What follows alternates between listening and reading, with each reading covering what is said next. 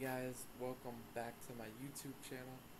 Today I'm going to do kind of my post analysis, and it's not really a live reaction, but um, my reaction to the death of Charlie Kirk. I know I'm a little late to the party, but um, it's kind of better this way too because I get to see the reaction of everybody and kind of see the aftermath of everything and the initial kind of effect that he has on everybody.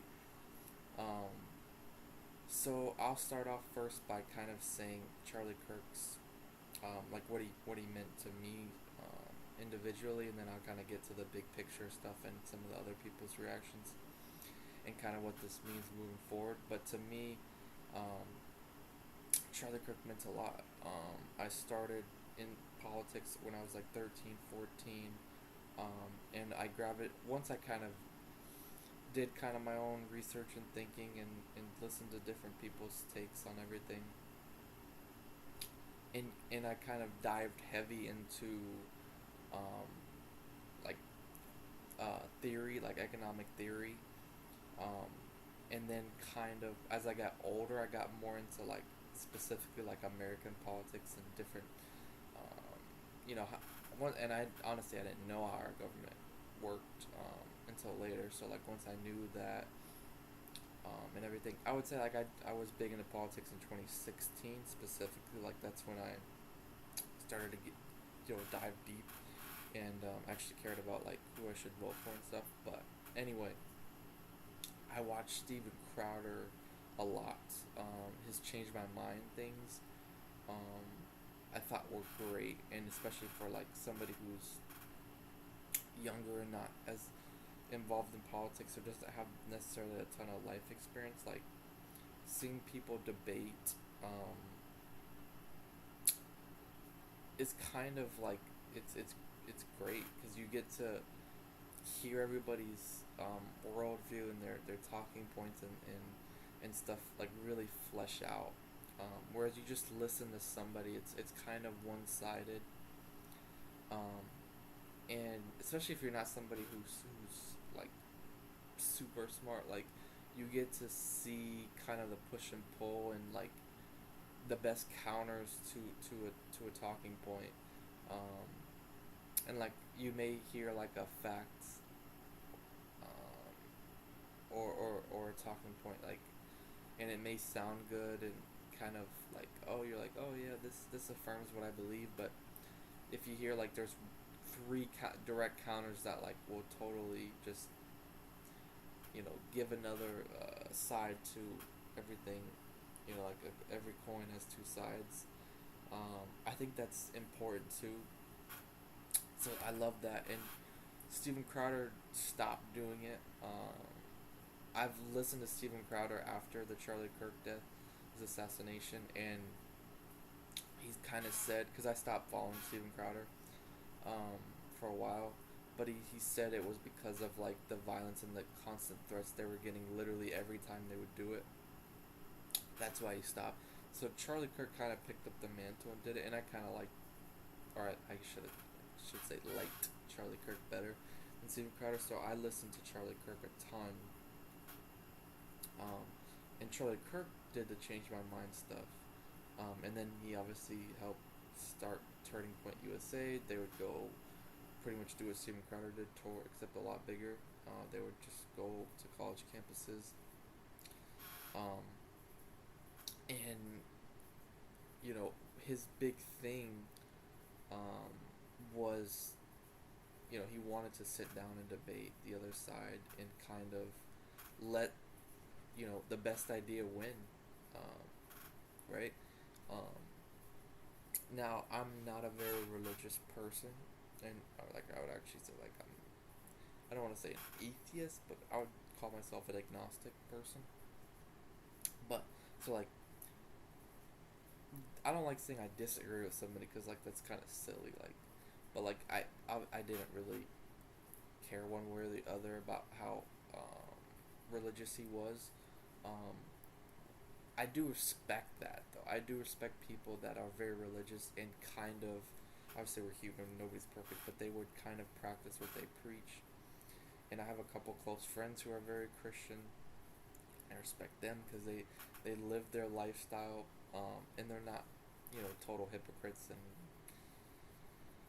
so I do respect that part, and I definitely respected that part from Charlie. I just can't necessarily say like I agree with that or I hold that view myself, but like, so that's kind of one thing that, I don't want to say like I disagreed with them on, but like obviously he said some controversial things in the past, and like a lot of the clips are coming up of him good and bad. And obviously, since I am a conservative, for the most part, I did agree with him. But obviously, he said some things that were, um, you know, a little questionable. And like, if you're in the media and you're in these spaces a lot, and you do your own shows and you do live debates and interviews and things, and emotions are high, like you're gonna say some things, that maybe you could word better, articulate better, or not say at all. But like, you know, like to slander him after like he gets assassinated, I think is kind of retarded. But I try and compare somebody like him, but the closest thing I can come up with is Hassan Piker to the left. Now, I don't know a ton about Hassan because I don't agree with literally anything he says, but like, to me, I think Hassan Piker's had way more kind of insane comments. But if I'm being my most charitable self, let's say Hassan Piker is the closest thing I can compare to Charlie Kirk. If he got assassinated, what would my reaction be? And I think it's kind of easy to kind of pick apart kind of people's insane takes. So like, anybody that says like they disagree with what Charlie stood for, I'm fine with it because that's what I would say about Hassan if he got assassinated. I'd be like, I didn't agree with a lot of the things he said, but I do. He said some, I think, wilder things than Charlie. But let's say I'm being charitable here. I would never say he deserved that or he had it coming, or like, for example, I listen to mainly people on the right, but I do listen to people I disagree with, and my main guy that I listen to, I've kind of cooled off on him a little bit because he's disappointed me over the past couple of years. But when I was in high school, I would actually watch this guy more than I would watch, any conservative dude. I would watch Destiny all the time, mainly Destiny because not all of his stuff was political, and I enjoyed the not political stuff from him. But I did watch a lot of the political stuff, and he was big on fighting, maybe not fighting, but like calling out the left on the bullcrap too. And I admired that. Like, I love Bill Maher too, and I love Joe Rogan. So like, these are kind of three. These are like the three pillars for me. Like, they're, you could argue Joe Rogan. He's kind of shied away from calling him. He voted for Trump in this past election, so like, I wouldn't necessarily say he's like a total left wing dude, but Bill Maher and Destiny definitely are, and I still love watching both of them. Although Destiny's kind of pissing me off a little bit with some of his stuff, a little childish. But the point is that I think we need people to talk to people that they disagree with more, and I think Bill Maher and Joe Rogan, and at one point Destiny, stood for. Like, Destiny's debated Ben Shapiro, he's debated Jordan Peterson, he's debated and a ton of, like, obviously smaller people than those guys that disagree with him. He's debated far left people that he disagrees with, like,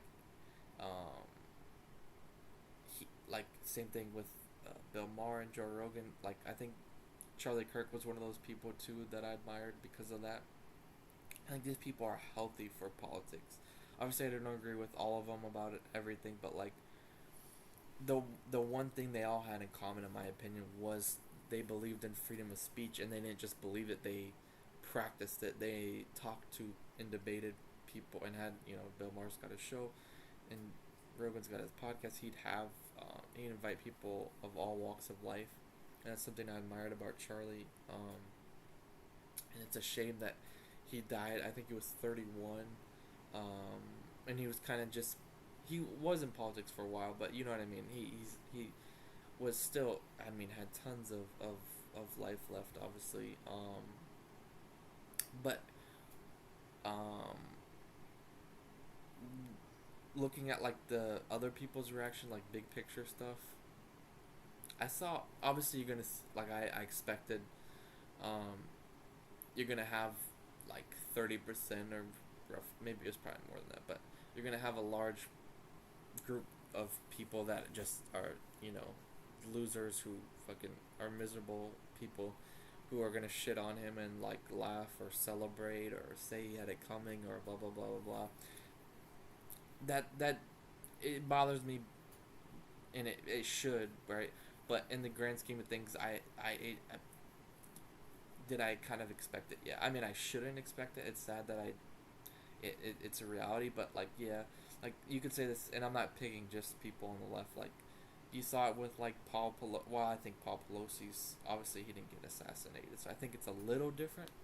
But yeah, like people made fun of him and blah blah blah on the right. Like you're gonna get that online. Like people, it's online. Like it's anonymous. Like people are gonna do stupid shit, but it's some of the mainstream people's reactions that I have the biggest problem with, because obviously like they have the responsibility of their platforms, and like they're gonna be a bigger part of the like discussion and like kind of the atmosphere, the political atmosphere, and it's only heated things up.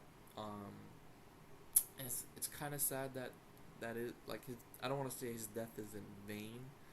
Um, I hope not, but it definitely doesn't look like, um, you know, people like are all of a sudden like snapped out of their kind of hateful rhetoric or whatever you want to call it.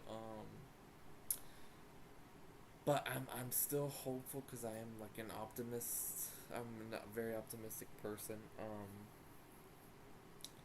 And yeah, I mean, it's Steven Crowder. I know it lit a fire under his ass because he's doing the change my mind things again, um, which is cool to see. Well, I don't like Steven Crowder that much anymore, and he's had some, you know, some skeletons in the closet come out with his divorce and the Daily Wire, kind of how he fell out with that. I didn't like that. Um, but what he's really good at is to change my mind, in my opinion, and so I will watch some of those. But yeah, man, it's just sad, and it's still it's almost a month after his assassination, and it still feels surreal, especially when you watch the the shorts and the clips of him debating and stuff. Um, it's crazy, and I just got done watching his Jubilee or whatever it was, where he debated the 20 people, or whatever. Um, it is sad, man. Um, and like that's another thing that's gotta get better too, is the security. Like Donald Trump has gotten us, uh, you know, two attempted assassinations against him. One literally multiple rounds fired, a couple people injured, a couple people died. He got nicked in the ear. Like the security's gotta be better, bro. Like just check the rooftops, like drones and stuff, and there should be like pretty heavy. And it's sad that that's the you know, that's the reality, but that's what needs to be done, bro. Like come on. But yeah, I might make another follow-up video kind of diving into the details and stuff, of who killed him, and kind of some clips of him and stuff. I might do a more edited video and a deeper dive into that, but this is just kind of, you know, a couple weeks after my post-analysis of everything. And by the way, Cenk Uygur, um, I obviously disagree with him a lot politically, but like he was somebody that was close to Charlie the past couple of years, um, and like I respect his takes on it. He was on Piers Morgan and Tucker Carlson show he did, and you should watch. I should link that debate. Tucker Carlson and Shank Yeager just did a debate a couple. I think it was about a week ago now, but it's a couple days ago. And it was just kind of talking about everything, Charlie Kirk, and just kind of every politics in general. It was a pretty good debate, and it was pretty like positive outlook on everything. Um, and that unfortunately, like that's what we need right now, um, especially this next election. On either side, like I really hope it doesn't get ugly, but you know, hopefully, um, we can learn from Charlie and his death, and hopefully, like I said, it won't be in vain, and people hopefully will look themselves in the mirror, me including, um, to try and reach as many people as we can, especially people we disagree with.